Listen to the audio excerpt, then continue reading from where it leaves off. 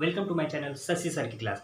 Friends, अगर हम आपसे पूछे वह स्कूल जाया करता था, इसको आप इंग्लिश में कैसे बोलेंगे? तो आप बोलेंगे ही used to go to school. मैं क्रिकेट खेला करता था, I used to play cricket. सबको पता है पास्ट की हैबिट जब बताया जाता है तो यूज्ड टू का इस्तेमाल किया जाता है। लेकिन अगर हम आपसे पूछे वह स्कूल जाया करता है, वो आम खाया करता है, इस कंडीशन में आप क्या करेंगे? देखिए, आपको तो पता है किया करता था पास्ट के हैबिट में यूज टू इस्तेमाल होता है। बहुत लोग क्या करते हैं, वो स्कूल जाया करता है इस सेंस में यूज का इस्तेमाल कर देते हैं। ठीक है, तो यह बिल्कुल गलत है। वह स्कूल जाया करता है, he use to go to school पूरी तरह से गलत है। आप इसको प्रेजेंट इंडेफिनिट में फ्रेम करेंगे।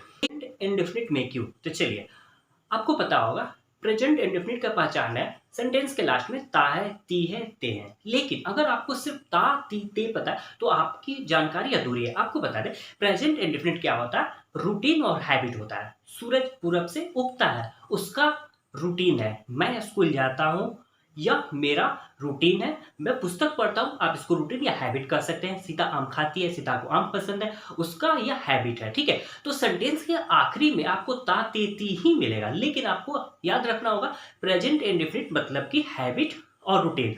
अब आइए अपने टॉपिक पे आते हैं। वह स्कूल जाया करता है, ध्यान से समझिएगा, वो स्कूल जाया करता है, इसका मतलब और स्कूल जाना उसकी एक रूटीन है, मतलब कि उसका प्रेजेंट का रूटीन है। और प्रेजेंट का रूटीन जब आता है तो आप प्रेजेंट इंडेफिनिट में बनाएंगे वह स्कूल जाता है, ही गोज टू स्कूल। हम लोग बाजार जाया करते हैं, वी गो टू मार्केट। तुम लोग आम खाया करते हो, यू इट मैंगोज।